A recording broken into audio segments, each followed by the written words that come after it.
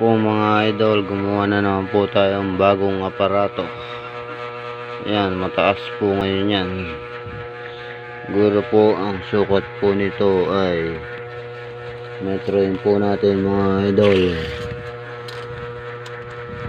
Meron pong sukat po nito ay 6 inches ang laki. Ito lang po ang unang first primary, wala pa po ang secondary.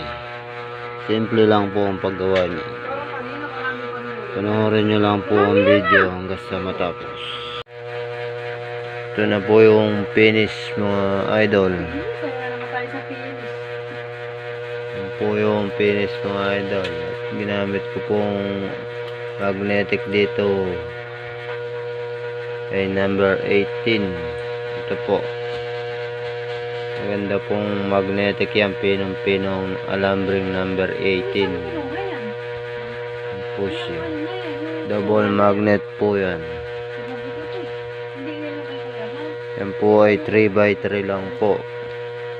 Abangan nyo po mga idol kung gaano kalakas ang ibibigay po ng 3x3 po natin na aparato.